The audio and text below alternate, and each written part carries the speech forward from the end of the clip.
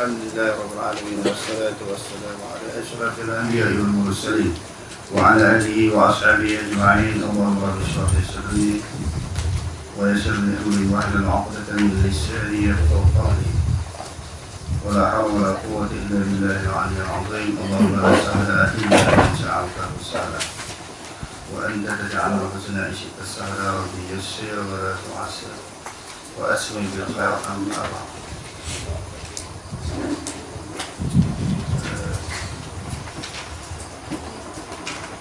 Oke, sila.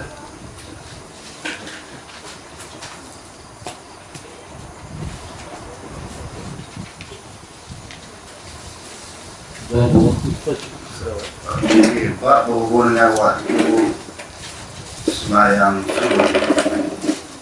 Jadi waktu sembahyang subuh ini bilakah masuknya waktu sembahyang subuh? Kita telah pelajari di dalam hadis-hadis yang lalu. Semua di dalam Sahih Bukhari ini diletakkan suatu tajuk yang khusus berhubung dengan waktu sembahyang subuh. Oke, terus. حدثنا عمرو بن عاصم قال حدثنا همام بن سفارة عن أنس بن مالك عن زيد بن ثابت حدثه أنهم تسحروا مع النبي صلى الله عليه وسلم ثم قاموا إلى الصلاة قلت كم بينهما قال قدر 50 أو 60 يعني آية.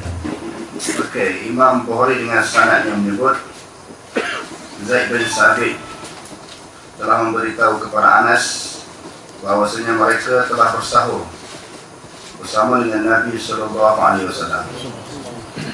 Summa qamu ila shalah. Lalu mereka setelah sahur mereka berdiri untuk menunaikan sembahyang. Qultu, Anas kata, kam bainahuma, berapa jarak antara sahur dan juga sembahyang? Jarak daripada sahur yang Rasulullah bersahur dengan para sahabat tadi, berapa masa dia? Berapa kadar masa? Qala qadru 50 atau 60 yani ayatan. Lalu Anas kata kadarnya antara sahur dengan sembahyang subuh tadi 50 ataupun 60 yakni ayat. 60 ataupun 50 ataupun 60 ayat. Apakah ini dimaksudkan dalam hadis ini? Maknanya kadar sahur dengan sembahyang subuh. Bagi kita letakkan waktu imsak. Dulu kita belajar macam tu kan. Sebelum ini kan waktu imsak. Masa sahur itu sehingga subuh itulah masa makan. Dan yang kedua, kadang-kadang Rasulullah dan para sahabat ini berhenti makan sahur. Tarikh berhenti tu, firaq. Maknanya selepas sahur tu berhenti daripada makan sahur. Antara berhenti dengan makan sahur tu sehingga subuh tu 50 ayat, bukan maksudnya waktu dilarang kita makan. Waktu itulah sahabat bersiap sedia membersihkan diri, ambil wuduk dan sebagainya untuk menunaikan sembahyang subuh secara berjemaah.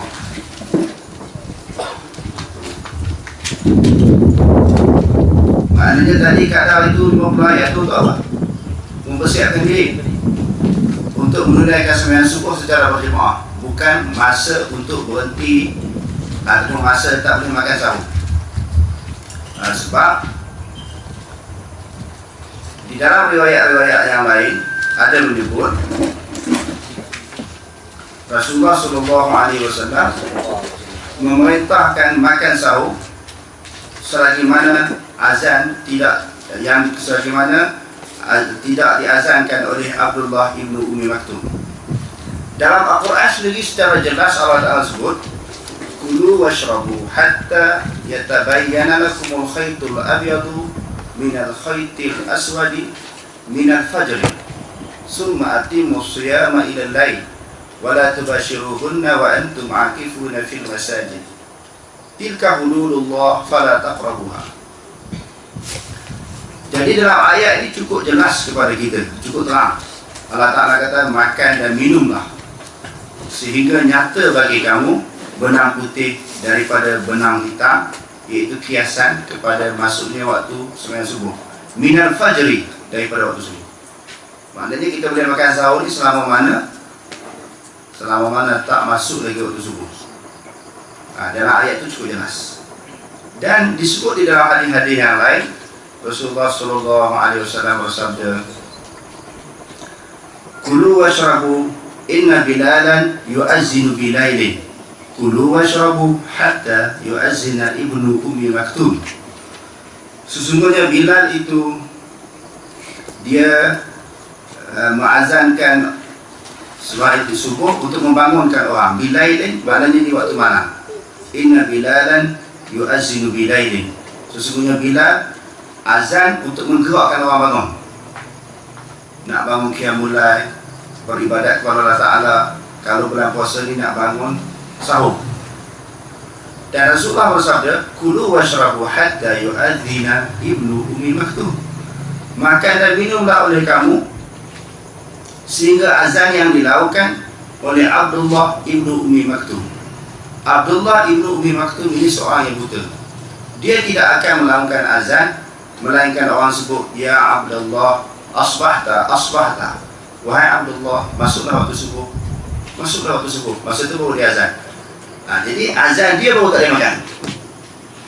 Maknanya azan dia lah, Abdullah ibnu Ummi Maktum ni baru menunjukkan masuk waktu subuh. Adapun bila sekadar membangunkan orang. Jadi maknanya berdasarkan kepada Quran dan juga di dalam hadis Nabi boleh makan sahur sehingga subuh. Tetapi memang di antara perkara-perkara yang sunat di dalam kita berpuasa ditakhirkan sahur. Hadis ini kita akan baca nanti. Boleh tengok Imam Bukhari meletakkan suatu tajuk yang khusus, hadis yang ke 1920.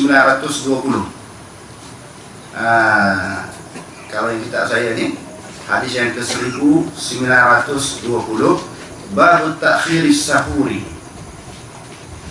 Imam Bukhari meletakkan tajuk yang khusus tentang memang digalakkan, disunatkan memperlewatkan makan sahur. Dan sahur-sahur itu memang sangat dituntut. Disebut di dalam hadis, "Tasahharu fa inna fis sahuri barakatan." Di dalam satu riwayat yang lain, "Tasahharu fa inna sahura barakatun." Jadi bersahurlah kamu kerana bersahur itu ada keberkatan. Pertamanya sahur-sahur ini berkat. Berkat-berkat ini jenis maknawi, jenis yang kita tak nampak. Di antara perkara yang dibahaskan oleh ulama, berkat dalam kita makan sahur ini, dia untuk menguatkan tubuh badan kita, untuk kita berpuasa. Kita masa tu panjang kan, 12 jam kita berlapar, berdahaga, tak makan tak minum tu, badan kita jadi lemah. Sedangkan bulan puasa bukan satu bulan untuk melemahkan umat Islam. Sebab itu sebahagian daripada peperangan di zaman Rasulullah SAW berlaku di dalam bulan Ramadan. Bulan Ramadan bukan suatu bulan yang merupakan penyebab untuk melemahkan orang Islam. Bulan Ramadan ini menyebabkan orang Islam lagi kuat, lebih bersemangat. Kerana hadirin sekalian, di dalam nak melakukan ketaatan kepada Allah Subhanahu Wa Taala, bukan sahaja perlukan kepada kekuatan fizikal kita, bahkan kepada kekuatan rohani kita. Sebab hasil daripada desakan rohani, tolakan daripada rohani kita, itulah yang menyebabkan tubuh badan kita rajin melakukan ibadat kepada Allah Subhanahu Wa Taala.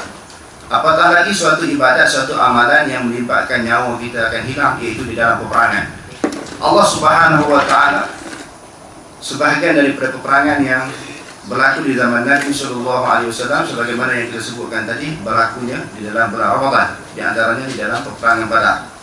Okey, kesimpulan daripada tadi, sahur adalah merupakan satu perkara yang sunat di dalam agama berdasarkan beberapa hadis Nabi. Bahkan sahur itu sendiri digalakkan memang kita takhirkan. Dekat-dekat nak masuk subuh, kita baru kita makan, untuk memendekkan jangka masa kita lapar. Ada di kalangan orang kita, dia makan selepas sembahyang tarawih terus makan. Pukul 12 dia pun dia tersahur.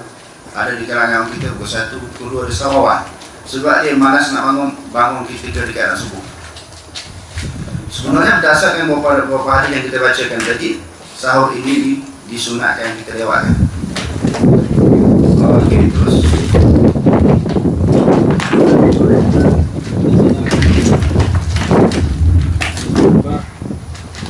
حدثنا روح بن عبادة حدثنا سعيد بن قتادة عن أنس بن مالك أن نبي الله صلى الله عليه وسلم وزيد بن ثابت تسحر، فلما فرغ من سحورهما قام نبي الله صلى الله عليه وسلم فصلى. قلنا لأنس كم كان بين فراغهما من سحورهما ودخولهما في الصلاة؟ قال قدر ما يقرأ الرجل 50 آية. Okey. Imam Bukhari dengan sanad ini Anas kata sesungguhnya Nabi Allah itu Nabi kita Muhammad SAW dan juga Zaid bin Sabit, mereka berdua tasahhar, kedua-dua mereka telah bersahur, telah makan sahur. Apabila selesai keduanya mereka sahur, falamma faragha min sahurihima, apabila mereka berdua selesai daripada sahur keduanya, lalu Nabi SAW bangun pergi menunaikan sembahyang subuh. Fasalla, lalu dia sembahyang. Di sinilah dalil yang diambil oleh Imam Bukhari dan juga ulama-ulama bahawa disunatkan takhir. Habis sahur saja makan, Nabi itu sembahyang. Istimbat yang pertama dalam hadis ini, habis saja makan sahur terus sembahyang. Sebab itu dia nak ambil yang paling lewat. Untuk apa? Sebagaimana yang disebutkan tadi, untuk memendekkan masa lapar kita tu.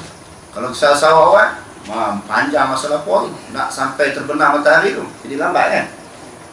Nak pendekkan. Yang kedua, daripada hadis ini menunjukkan bahawa menguatkan pendapat yang mengatakan bahawa sembahyang subuh itu bighalas. Tengok, habis saja makan sahur, maknanya habis waktu malam. Masuk saja subuh, terus sembahyang, maknanya dengan balas. Inilah pegangan jumhur ulama. Imam Bukhari dia sokong pendapat jumhur ulama, kata sembahyang subuh ini afdalnya di waktu balas, bukan di waktu asfar. As-subuh bi ghalasin, subuh itu dengan balas. Walas dengan asfar ini kita sebutlah dalam riwayat Abu Dawud, Tirmizi, dalam kitab yang lain kan.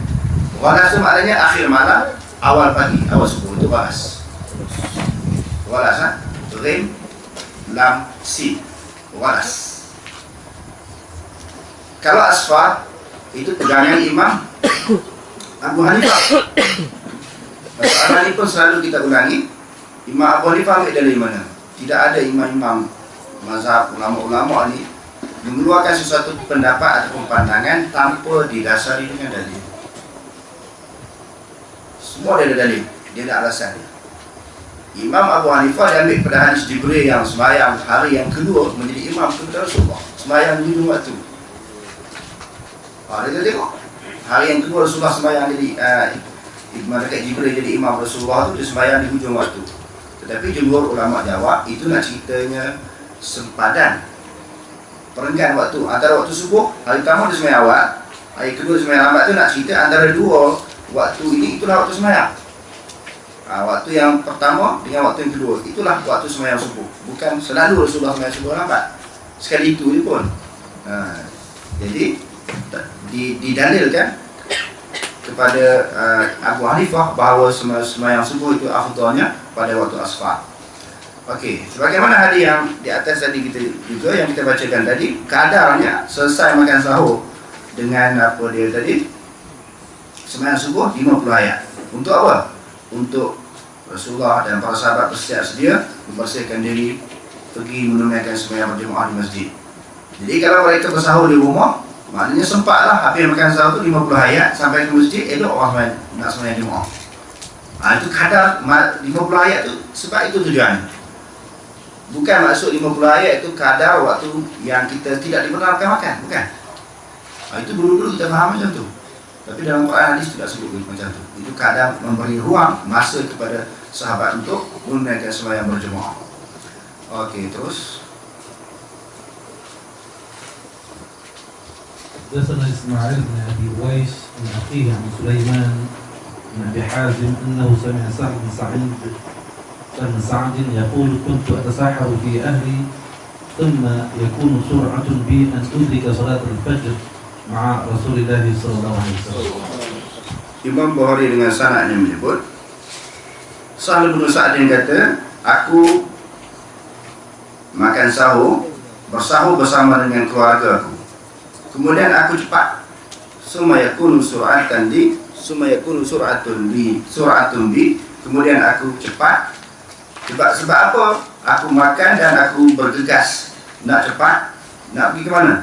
An udrika salatal fajri, untuk aku dapati akan sembahyang subuh bersama dengan Rasulullah sallallahu alaihi wasallam.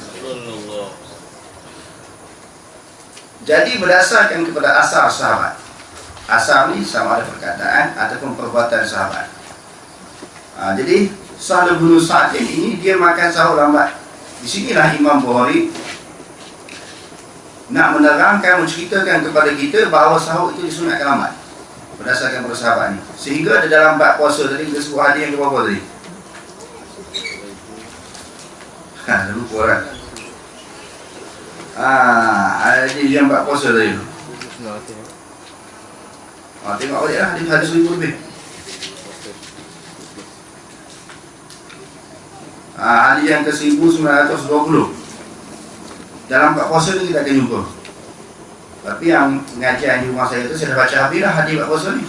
Sebelum masuk puasa bulan tahun lepas. Saya dah baca habis dah. Maknanya kita tengok. Imam Bukhari meletakkan tajuk yang khusus tentang sunat melewatkan makan sahur. Okey, terus. حدثنا يحيى بن بكير قال أخبرنا الليث عن بخير عن ابن شهاب قال أخبرني عروة بن الزبير أن عائشة أخبرته قال كنا نساء المؤمنات يشهدن مع رسول الله صلى الله عليه وسلم صلاة الفجر متلفعات لمروطهن ثم ينقلبن إلى بيوتهن حين يقضين الصلاة لا يعرفهن أحد من الغلط.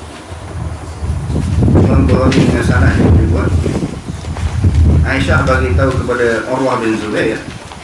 Aisyah kata, adalah kami perempuan-perempuan yang beriman menyaksikan sembahyang subuh bersama dengan Rasulullah sallallahu alaihi wasallam. Menyaksikan berserta. Kami bersama-sama dengan Rasulullah menunaikan sembahyang subuh mutalaffi'atin di dalam keadaan mutalaffi'atin di dalam keadaan kami berselimut. Bimurutihinna mutalaffi'atin, mereka itu yakni mukminat. Mereka itu mukminat di zaman Nabi berselimut bimurutihinna, dengan pakaian ataupun kain yang berbulu. Maknanya kain kasur atau kain lembut macam yang digunakan, dipakai di zaman kita sekarang. Sebab apa mereka di dalam keadaan berselimut?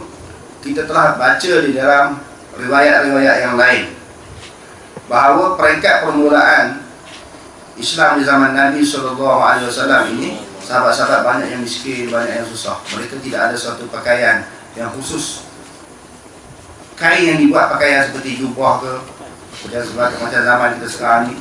Bagaimana cara mereka menutup aurat? Dengan sehelai kain yang panjang, lalu dililit seluruh badan sampai kepala mereka tutup. Jadi kain itulah yang menutup ataupun melindungi aurat mereka. Bimurutihin, dengan pakaian yang berbulu.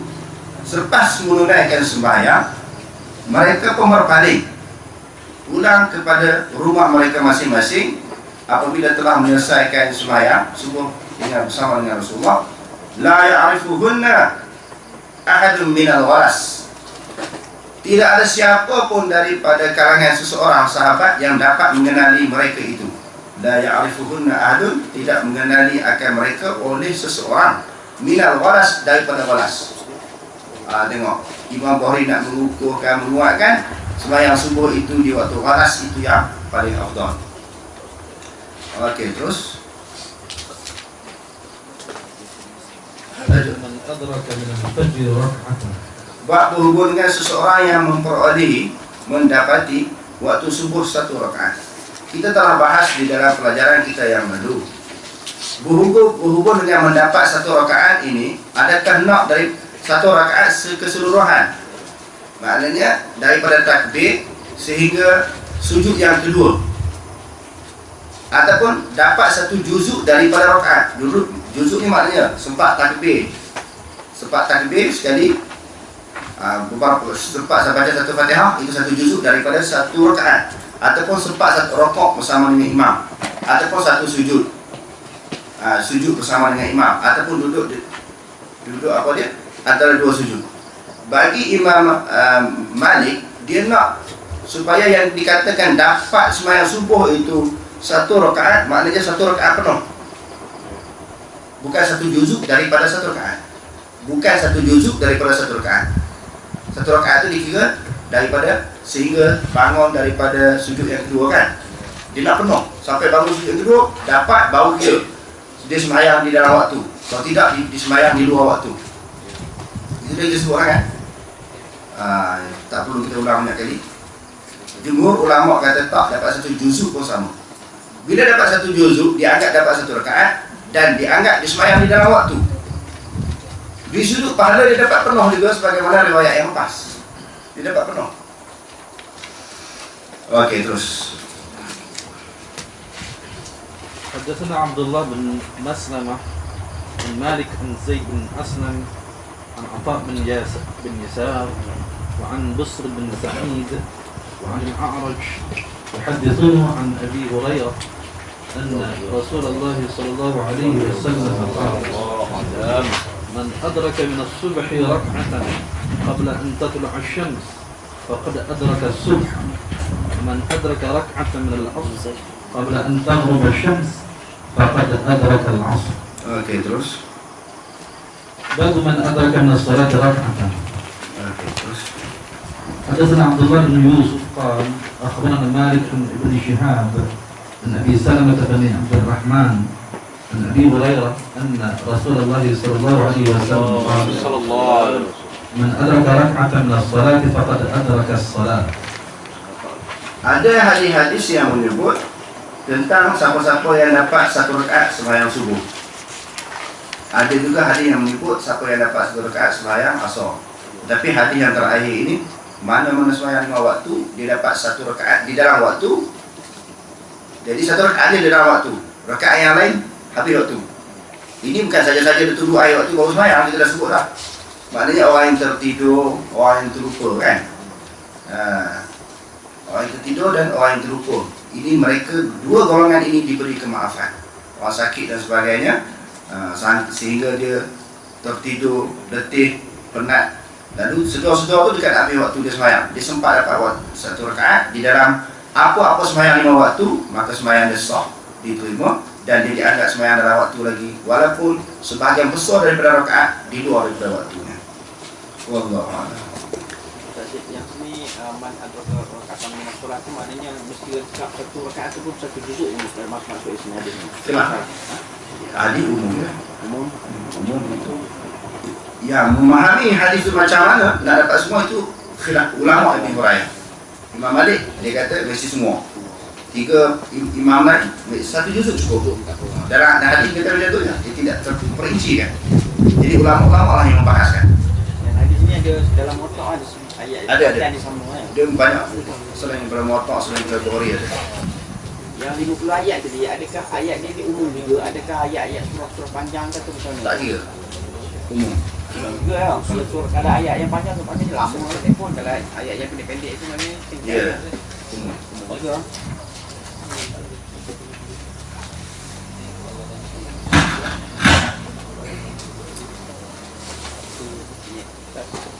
Dalam masyarakat kita kami ada subuh tu maknanya orang Azan dari subuh dia tak habis untuk kita Maknanya masuk saja waktu subuh, habis dah subuh. Habis saja waktu subuh. Masuk saja waktu subuh, bukan habis waktu subuh. Masuk saja waktu subuh, habis. Habis waktu sahur. Masuk saja waktu subuh, habis. Sebab daripada malam tu disebut hatta yatabayyana lakumul khaytul abyadu minal khaytil aswadi minal fajri. Maknanya sampai subuh habis. Maknanya bila azan tu tengah makan tu, ada makanan lagi kena buang, kena berhenti. Habis dah waktu subuh. Waktu sahur tu dah habis. Saya ini pertanyaan daripada Telegram Satu, bagaimanakah cara salam yang betul, sama ada di dahi ataupun ditutup, dicium tangan ataupun di hidung? Itu satu. Satu lagi, kita tengok orang Arab selalu peluk, lepas tu dia sampai 3 kali pada pipi ataupun peluk kan, 3 kali. Itu adakah itu sunnah ataupun sunnah? Satu lagi hadis yang berbunyi dari Ali radhiyallahu anhu, katanya saya mendengar Rasulullah SAW bersabda, nanti di akhir zaman akan lahir suatu kaum muda umurnya, singkat akalnya dan pandai mengucapkan perkataan orang-orang yang baik, tetapi keimanan mereka tidak sampai melampaui kerontongnya. Mereka lepas dari agama sebagai anak panah, lepas dari dusunnya. Sebab itu di mana saja kamu menemui mereka, bunuhlah, kerana dengan membunuh mereka, pembunuhnya akan mendapat pahala di hari kiamat. Itu ketiga. Keempat, perlukah kita menggelengkan kepala apabila kita menzikir, iaitu seperti la ilaha illallah, geleng kepala kan? Itu sekian, terima kasih. Saya jawab ke belakang dulu, yang keempat. Yang empat tu tidak. Sikit-sikit lah, tidak ada kafiat disuruh Nabi suruh geleng kepala ke sama ada kiri kanan atas bawah yang nak buat tu kan. Tapi kadang-kadang buat itu adat dia untuk hilang mengantuk. Dia bukan suatu sunnah. Yang kedua, soalan yang ketiga, dia daripada belakang ni kan. Maknanya hadis itu tidak sahih. Hadis yang disebutkan tadi itu tidak sahih. Yang soalan yang kedua berkaitan dengan masalah yang pertama tadi, masalah salam. Salam itu salam gitu saja. Cium tangan, cium dahi. Orang Arab dipanggil ta'anuk, maknanya belaga tengkuk. Itu adat dia tu. Bukan satu sunnah Nabi. Yang ketiga ada Pak soalan satu apa? Itu salam untuk kita menghormati guru ataupun salam biasa. Salam biasa begitu saja. Ada dikatakan kita letak Tidak. tangan hari ini dikatakan meniru daripada orang kafir. Itu adat. Maknanya adat sesuatu tempat. Nak kata tiru semua tu tak juga. Sebab ada kita tengok di Indonesia pun Islam tu, dia bila dia salam guru dia tak dari tangan. Dalam sunnah Nabi dia salam biasa saja. Dengan mak bapak cium tangan. Itu pun adat tu. Bukan satu sunnah. Tak ada. Yang disebut birrul walidah ni bukan cium tangan, itu sebagai penanda dia. Kadang-kadang memang depan mak bapak ni jalan pun tidak semut pun tak mati. Belakang tu dia memang dia jadi buah. Yang tu tidak bukan sunnah. Bukanlah maksudnya kalau buat macam tu satu kesalahan. Jadi kalau nak disabitkan dengan sunnah, dia bukan sunnah Nabi. Itu saja. Janganlah kita kata bila anak-anak yang biasa cium tangan ibu ayah ni kan, kita larang. Tak perlu larang. Tapi nak dikaitkan dengan sunnah, dia bukan merupakan sunnah Nabi. Kalau nak dikatakan sunnah, berarti kena ada alasan. Okey, ada soalan? Cikgu Uda belakang dengar kan? Dia duduk tu kira. Kalau Cikgu Uda boleh dengar, orang lain confirm dengar. Wallahu a'lam.